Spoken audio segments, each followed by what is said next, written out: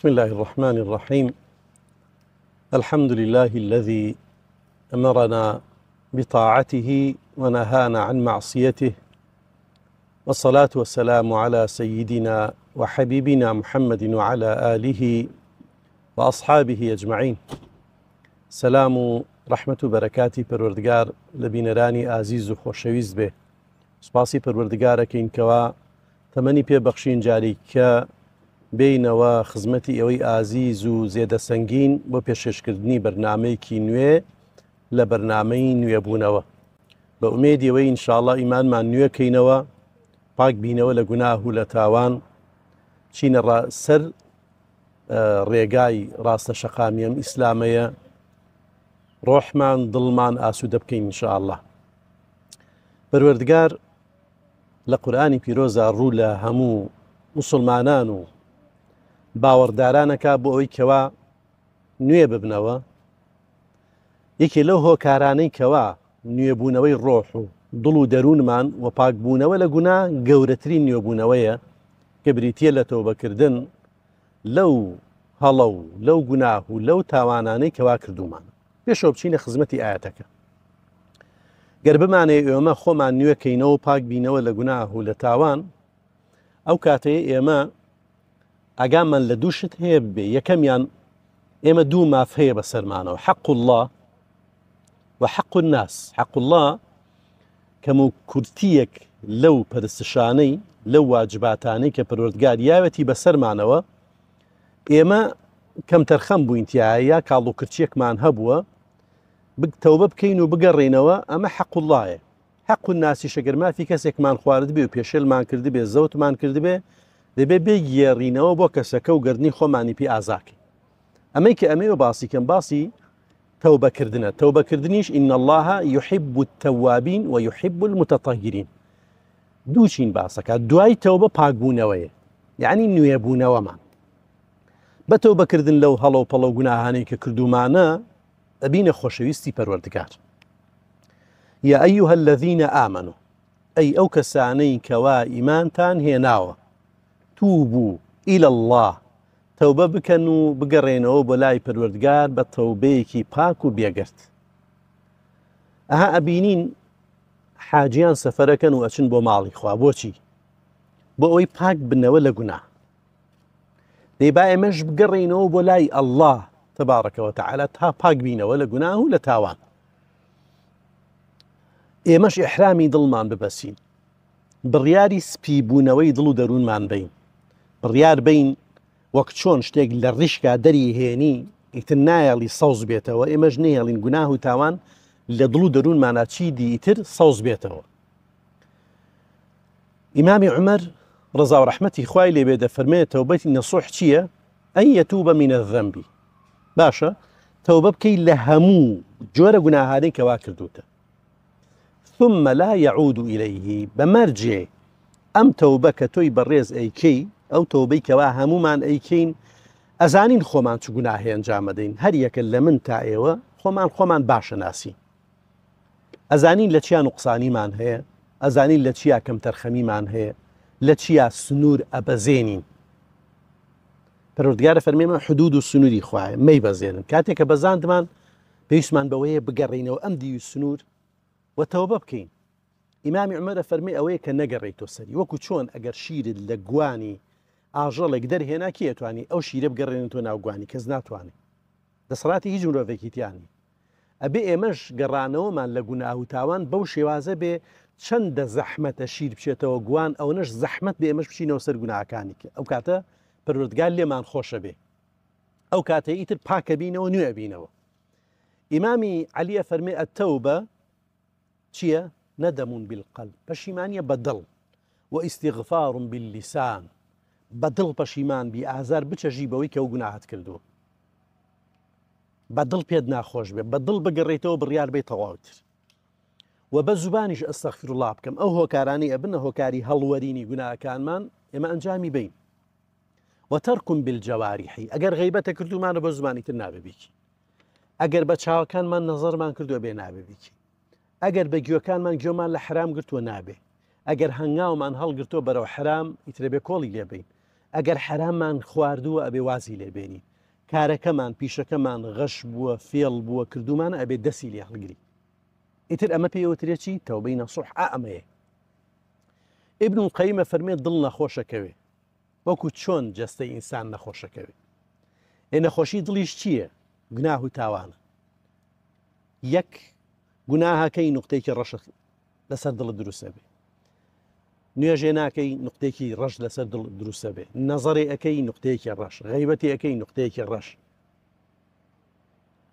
ئەمانە هەمووی نوقتەی ڕەشە تا دڵ لاگیرێ بێ کەواتە و کاتە تۆ چیت لێ هاو دڵ و نەخۆشەکەوێ وەشیفاؤه بالتەوبە شیفای ئەم دڵەش چییە؟ چۆن ئەو ڕەشیە لابین وەک چۆن بە هۆکارێک پێتەڵێن ئەمە ژەنگ ناڵێ بەم ئاسنەوە ئەم شامپۆیە پۆشاکان سپی و جوانەکاتەوە هیچ پیسێکی پێوە نایەڵێ تۆش یەکسەر هەنای بۆ بێت و بەکارێنی کەواتە ئێبێمەش بزانین لەکوێ و چییە و چۆنە کارێ بکەین تا پاک بینەوە نوێ ببینەوە تەوبەکردن پەشیمان بوونەوە لەو گوناهانی کەوا کردومان وە گەڕانەوەی ئەو مافانەی کەوا خواردومانە وە خۆ ئازادکردن لە ئاگر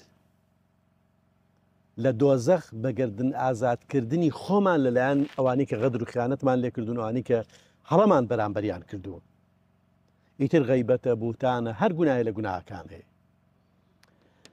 بۆیە بۆ پاکبوونەوە لە تاوان بە مەرجێک دەست پێی نەکەینەوە پەروەردگاریشە فەرمێ چی؟ أولئك يبدل الله سيئاتهم حسنات ئەو کەسەی کە بەڕاستی تەوبە ئەکا بە نەزانین بۆ یادەسەن قەزەڵەیەکی کردووە گوناهێک و تاوانێکی کردووە ئیتر بڕیارەدا نەگەڕێتەوە سەری پەشیمانی پێوە دیارە مەرجەکانی تەوبەی تایە خراپەکانێ بێتە چاکە بۆی التائب من الذنب كمن لا ذنب له يعني ئەگەر کەسی هاو هەڵەی کرد گوناهی کرد تاوانی کرد دەی دوایی پەشیمانێکی جوان زۆر کەسەی بینی زۆر گەنج هەیە زۆر لاو هەیە زۆر بە ساڵات و هەیە ئەی بینین ئەهلی گوناه بووە بەڵام ئێستا ئەی بینی ئەهلی مزگەوت و تاعەت و عیبادەت و دەست هێڵگرتووە لە حرام و لە گوناه ئەوە کەمە لا ذەنبە لەهو وەکو هیچ گوناهێکی نەبێ پاکە بێتەوە حەج ڕەجەع کەیەومین وەلەدەته ئومه مەرجەکانی حەجی تیابێ کە ڕۆژی تازە لەدایک بووە کەسێکیش کە پەشیمانە بێتەوە لەو هەڵە و پەڵە و گوناه و تاوانانی کەوا کردوویەتی وەکو ڕۆژێ لێ کە تازە لەدایک بوو هەرجگە ئەوە فەئەما من تاب وآمن وعمل صالحا ئەوەی کە تەوبە ئەکا لەگەڵ تەوبەشا کردەوەی باشەکە بۆ زیاتر سڕینەوەی گوناهەکانی فعسى أن يكون من المفلحين تر ئومێد دێ و کەسە لە ڕزگار بووەکان بێ هەم لە دنیا و هەم لە قیامەتیشە جا مژدەیەکی کەش بۆ ئەوانە الذين يحملون العرش ومن حوله ئەو کەسەی کەوا هەڵگری عەرشی پەروەردگارە و ئەوەشی کە لە دەوروبەری عەرشی پەروەردگارە ئەوانە ويؤمنون به وإيمانشان هەیە بە پەروەردگار ئەوانە چیەکەن ويستغفرون للذين آمنوا داواکەن لەخوایە لەوانە خۆشبی کە ئیمانیان هێناوە ربنا وسعت كل شيء رحمة وعلما دوای لە ئەخیری کە ئەتەکا فەرمەچی فاغفر للذين تابوا وەرە من و تۆیە هەڵەکەین گوناهەکەین تاوانەکەین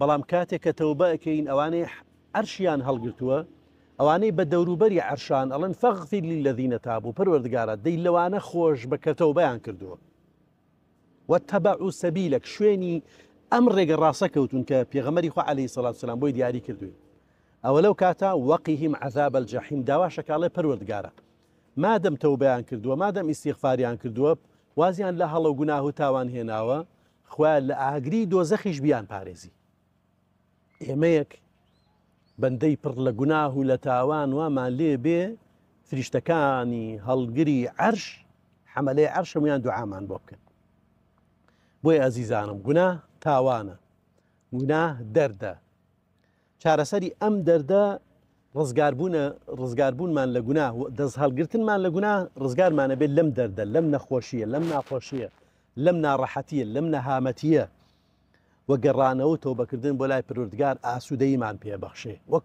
کەسێک شتێکی زۆر قورس لەسەر شان و لەسەر ملی بێ دەستی بیتێ و هەڵیگریت و لای بێ لەسەر شانی چۆن ئەو جەستە ئیسراحەتەکە ئەم تەوبەش ئاوایە بۆ دڵ دەرونی هەموو لایەکمان بۆیە بەڕێزانم هەر چینی لە چینەکان ئالوودە بوون بە گوناهێ لە گوناهەکان.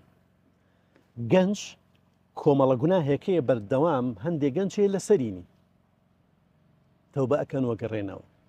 بە ساڵاچوومان هەیە ئەویش ئالوودەی کۆمەڵە گوناه بوون تەوبە ئەکەن و ئەگەڕێنەوە. ئافرەتان و دایکان و خوشکانمان هەیە ئەوانش بە هەمان شێواز. هەموو چین و توێژەکان پێویستمان بەچی هەیە وتوبوا إلى الله جميعا بێ جیاوازی. پەروەردگار داواکە هەمووتان تەوبە بکەن بگەڕێنەوە هەتا ڕزگاربوونی دنیا و قیامەتیش بەدەست بێن. بەڕێزانم ئەوەی گوناهەکە ئەوەی شوێنکەوتەی گوناه و تاوانە یعنی خۆی ئەمە بێنێتە پێشچاوی خۆی چەنێ ئاسوودەیە دایمە لە ئازارە دایمە لە مەینەتیایە هەز بە بەختەوەری ناکە هەز بە دڵخۆشی ناکە بەردەوام خەمی هەیە خەفەتی هەیە هانا پەنابە یەکێ جگەرە ئەخوا یەکێ نەرگەلە ئەخواکی خواپان ئەمامراچی ئارەقە خواتەوە یەکی هانا پەنات سەماعێکی کردوتە گوێی فڕی واگەی لە دنیا نییە گوێ لە گۆرانیە گری هەر ئاسوودە نابێ شەو ناخەوێت تا بەیانی مۆبایلی بەدەستەوە هەر ئاسوودە نابێ ئەچێ بۆ دەشت و دەر ئاسوودە نابێ کەنارگیریەکە ئاسوودە نابێ بەڵام بە تەوبەکردن ئاسوودەیی ئەبەدی بەدەسەهێنی. بۆیە بەڕێزانم پروردگار کە ئەفەرمی وتوبوا إلى الله جميعا أيها المؤمنون بۆ لعلكم تفلحون. والله بەختەوەرە بین هەم لە دنیا و هەم لە قیامەتیشە. پێغەمبەریانە فەرمێکی ئینی لأستغفر الله في اليوم 70 مرة. من لە شەو ڕۆژێکە هەموو ڕۆژێ هەفتە لە ڕیوایەتێکا 100 جار ئەڵێم ئەستەغفر الله العظیم وأتوب إليه. یعنی 100 جار ئەماڵێ پێغەمبەرە سەروەرە نێردراوی پەروەردگارە مژدەهێنەرە ترسێنەرە خۆی بۆ خۆی ئیستیغفارەکات و تەوبەکە. ئەی لە ئێمە وای لەو تاوانانی کەوا ئێمە ئەیکەین وەف لە خراپی ئێمە لە دڵڕەقیمان لە خۆ بە باشدانانی خۆمان لە خراپدانانی بەرامبەرمان لە نەبینینی عیبی خۆمان لە باسکردنی عیبی خەڵکی و بەردەوام خۆمان بە گەورە و بە چاک و بە باشدانین و خەڵکانی کەش بە خراپدانین خۆمان کەمینێکی خۆمان بەسەر دەستدانین و خەڵکانێکی زۆریش بەژێر دەسەدانی. پێویستمان بەوە هەیە تەوبە بکەین و بگەڕێنەوە. فەفیڕوا إلى الله با ڕاکەین بۆ لای پەروەردگار ڕانەکەین لە پەروەردگار. ئەمە زۆر جیاوازی هەیە ئەوانەی گوناهەکەن ڕاکەن لە پەروەردگار ڕاکەن تەوبە ناکەن بەس ئێمە ئەبێ بۆ تەوبەکردن بگەڕێنەوە بۆ لای پەروەردگار. گوناهت کردووە چی بکەم وأتبع السيئة الحسنة تمحوها. مادەم گوناه و تاوانت کردووە وەرە چاکە بە شوێنی خراپەت کردووە یەکسەر چاکەی بێنە بە شوێنیە. إن الحسنات يذهبن السيئات. چونکە چاکەکان گوناهەکان ئەسرێتەوە هەر لە دەستنوێژەوە بگرن هەر لە سەلامێکەوە کە سەلامەکەی بۆ خەڵکی بیگرە هەر لە پاکردنەوەی ژینگە و دەوروبەری خۆتەوە بیگرە هەر لە دڵخۆشکردنی مناڵەکانەوە بیگرە هەر لەو زەردەخەنی کە ئی بەخشیتەوە لە پێشەوە کەسێکا بە ماڵ و مناڵت بە خێزان و دەوروبەرت بە هاوڕێ کەسەکانت ناسراو و ناسراو ئەمە خۆی بۆ خۆی هەر هەمووی ئەبێتە چی؟ ئەبێتە هۆکاری هەڵۆرینەوەی گوناهەکانت. وافعلوا الخير لعلكم تفلحون. کە چاکەت کرد ئیتر بەختەوەرە بی. چاکەکردنیش خراپەکان ئەسرێتەوە جۆرێکە لە جۆری تەوبەکردن و گەڕانەوە بەلای پەروەردگار. بگەڕێوە تەوبە بکە چاکە بکە لەگەڵ دایک و باوکتە چاکە بکە لەگەڵ دراوسێکانتە لەگەڵ ڕەفیقەکەتە لەگەڵ هاوپیشەکەتە لەگەڵ خێزانتە لەگەڵ پیاوەکەتە لەگەڵ مناڵەکەتە. شەو نوێش بکە شەو نوێش مەغفرەت للسەیئات گوناهەکان هەموویان ئەسرێتەوە. قولوا خيرا قسەی باش بڵێن وافعلوا الخير کردداری باشیش بکەن تەجیدوا خێرا خێتان دەسەکەوێت. دڵنیا بوون بە ئەنجامدانی چاکە هەموو گوناهەکانمان ئەسرینەوە و ئەبینە خۆشەویستی پەروەردگار. پەروەردگار کی خۆشەوی يحب التوابین ئەوانەی زۆر تەوبەکەن و يحب المتطهرین ئەوانەشی کەوا تەوبەیان کردو و پاکە ئەبنەوە لە گوناه و لە تاوان. بە ئومێدیەوە ئینشاءڵڵا واز لە هەموو ئەو گوناه و تاوانانە بینین کە ئەبێتە هۆکاری دوان کەوتنمان لە بەهشت ئەبێتە هۆکاری دواکەوتنمان لە ڕێگای چاکان و پاکان ئەبێتە هۆکاری ئەوەی کەوان نزیکتر بینەوە لە شەیطان ئەبێتە هۆکاری ئەوەی کەوا دوور کەوینەوە لە پەروەردگار ئاگامان لەو خاڵانە بێ ئاگامان لیان بێ کارێ بکەین نزیک بینەوە لە پەروەردگار. استغفروا ربكم تەوبە بکەن و پەشیمان بنەوە ئیستیغفار زۆر بکەن ثم توبوا إليه. کاتێک کە تۆڵی ئەستەغفر الله یعنی هایە ئەی پەروەردگار ئەو گوناهی کە کردومە بیپۆشە لێم خۆش بە تەوبە بکە و بگەڕێرەوە. جا ئەمەش خۆی پەروەردگار چەند خەڵاتیە بەخشێ بەوانەی کە تەوبە ئەکەن لەو گوناه و لەو تاوانانەی کەوا کردویانە. يرسل السماء عليكم مدرارا ئەڵێن هۆکاری نەبارینی باران هۆکارەکەی چیە؟ گوناه و تاوانە. ئەڵێن خۆ ئەوروپا باران زۆرە بارێ، بەڵام ئەمە بۆ مسلمانە. ئەو کاتە خوای گەورە بەرەکەتی ئاسمانە ڕژێنێ بەسەرتانە ويزيدكم قوة إلى قوتكم أو هزي هم أنا أخواه هزي كمان بيبخشي إلى أجل مسمى ويمددكم بأموال وبنين ما بركة خاتم مال من آلمان جيان وحالمان ويجعل لكم جنات باخو باخات كان إشمان بركة دارك كاني باخ كان مان بركتي برهمي باخو بيستانا كان مان أمانة همو بەرهەمی تەوبەکردن و ئیستیغفارکردن و پەشیمان بوونێ و لەو گوناهانەی کەوا کردومان. ئەڵێن ئافرەتێک پیاوەکەی گوناه و تاوان زۆرەکە. ئەم پیاوەی ئەڵێ بێ هیچ هۆکارێ دایمە شەڕمان بوو لەگەڵ خێزانمە. بەڵام بەیناوبەین ئەڵێم پیاوە هاتمەوە شەڕمە کرد، گیەچەڵمە گێڕا بە خێزانم، حەل لە خۆی بێ هیچ شتێ شەڕم لەگەڵا کرد، ئازارمەدا. ئەڕۆشتمە دەرەوە دوای نیو سەعاتی نەئەبر، دوای سەعاتێکی نەئەبر وەکو بڵێ گڕێک بەرەبوو لە دڵم بێتاقەتی ڕووی تێکردم من بووە کەمە هاتمەوە جارێ نەبوو دوان نەبوو سیان نەبوو. ئەڵێ هاتمەوە پرسیارم کردوتم ئەرێ هەموو جارێ من ئەم بەزمە بە تۆ کەم، بەڵام کاتێک کە ئەڕۆمە دەرەوە دوای ئەوم حاڵەتەم بەسەرێت و خوانی هێنیەکەی چی وت وەڵای پیاوەکە ئەزانم گوناه و تاوانەکەی نەردووکمان بۆیە داعینیشم هەزار جار ئەڵێم ئەستەغفر الله ئەستەغفر الله لێ نابمەوە لە هەزارەکە تۆ خۆتەکەی ماڵە داوای لێبوردنەکەی. ئەمە بەرهەمی توبەکردن و پەشیمان بوونەوە لە گوناه و لە تاوانە. والذين إذا فعلوا فاحشة أو ظلموا أنفسهم ذكروا الله فاستغفروا لذنوبهم. عليهم كساني هلا كان جناها كان تاوانا كان پشیمان بنو استغفار كان أجرنا ويادي إخوة كان خاليان خوش به. وأن استغفروا ربكم ثم توبوا إليه. أواني استغفار كان أواني كتوبة كان وپشیمان بنو أجرنا بلاي پروردگار. خواهي جورات تشيجي جانا بيبخشي.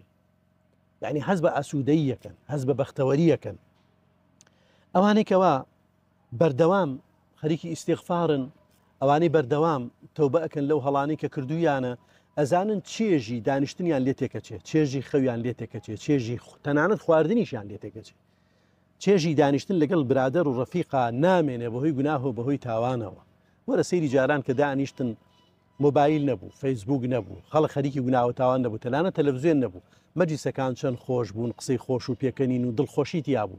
بەڵام ئێستا بڕۆ دانیشە هەمووی بەرامبەر یەکتر گوناه بۆ یەکتر ڕەوانەیەکە. خەریکی گوناه خەریکی تاوانە، گوێ ئەگرێ لە گوناهە، سەیرەکە هەر گوناهە، پێکەنێ بە گوناه، لایکەکا بۆ گوناه، کۆمنتێ نووسێ بۆ گوناه.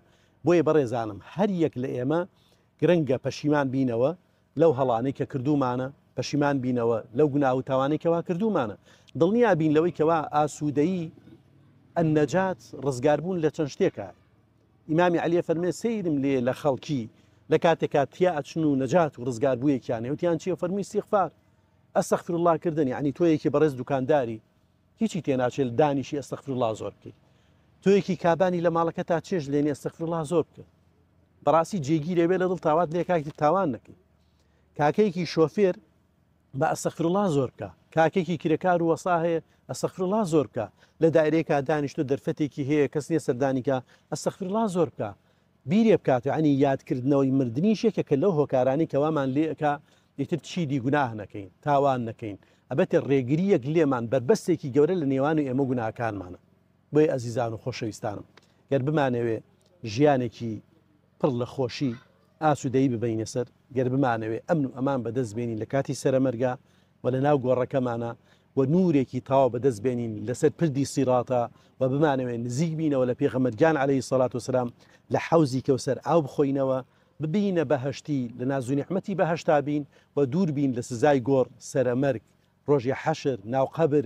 و هەروەها گەر بمانەوێ نزیکی پێغەمبەران و پێغەمبەری خوا و سەحابەکان بین، با زوو تەوبە بکەین و پەشیمان بینەوە لەو هەڵە و پەڵە و گوناهانەی کردومانە، هەم با لە دنیاشا دڵخۆش بین و هەبام لە قیامەتی شا فریشتەکان لە سەرمەرگا پێمان بڵێن ئەللا تەخافوا ولا تەحزەنوا وأبشروا بالجنة، مژدەی باشتمان پێ بن و پێمان بڵێن مەترسن لەوەی کە ڕۆشت و لەوەی کەوا یەد لەمەوە دووە. بە ئومێدیەوە ئینشاءالله نوێبوونەوە بە خۆمانەوە ببینین بە تەوبەکردن و پەشیمان بوونەوە ئینشاءالله.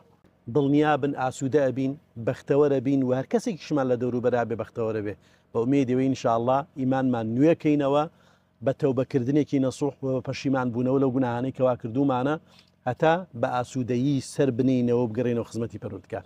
یا ڕەبی خوایە داوا لێکین بە ناوی جوانت بصفاتی بەرزت بە ئیسمی عەزەمت یا ئەڵڵا لە گوناهەکانمان خۆشبی، عەقیبەت خێرمان بکەی، لە گوناه و تاوانەکانمان خۆشبی، لەو گوناهانە خۆشبی کە بە ئاشکرا کردومانە، ئەوانەی کەوا بەنهێنی کردومانە و لەو گوناهانەمان خۆشبی کەوا بە ئازایەتیمان داناوە بە شەو بە ڕۆژ کردومانە، عەقیبەتی گشت لایەکمان بەخێر بگێڕی، مان خەیتە سەر ڕێگای ڕاست، مان خەیتە سەر ڕێگەی حەق، ئەو بەڕێزانی کە گوێیان لێمانە نەخۆشیان هەیە خوا شیفایان بی، و ئەو بەڕێزانی کەوا کێشە و مشکلیان هەیە خوا بۆیان چارەسەرکەی، زەردەخەنە و پێکەنین گەڕیتەوە بۆیان ئەوەی تەوبە ئەکا خوایە تەوبەکەی قبوڵکەی، ئەوەی گیرۆدەی دەستی چاوی بەخوای گیان چاوی پاکەیتەوە، ئەوەی گیرۆدەی دەستی زوبانی بۆ زوانی پاکەیتەوە، ئەوەی گیرۆدە بە بەگوێگرتن لە حرام خوای پاکی کەیتەوە یا رب العالمین، ئەوەی گیرۆدەی حرام خۆری بۆ خوایە پاکی کەیتەوە یا رب العالمین. مانگەڕی لەو کەسانەی کەوا خۆشت ئەوێن، ئەو کەسانی کەوا پاکن و خۆشت ئەوێن، ئەو کەسانی کەوا ئەم ڕێگە ئەگرنە بەر یا رب العالمین لیان خۆشبی، ئەوانی کە وتارەکان تۆمارەکەن، ئەوانی کەوا دایان ئەبەزێنن، ئەوانی کەوا لە خزمەتی دینەکە و پەیامەکەی تۆدان یا رب العالمین لە گشت لایەکمان خۆشبی، بە ئەهلی تەوبە قبوڵمان بکەی، دڵمان پاکەیتەوە لە ژەنگەڵی گوناه و تاوان و عاقبەتی گشت لایەکمان بەخێر بگێڕی. أقول قولي هذا واستغفر الله لي ولكم، والسلام عليكم ورحمة الله وبركاته.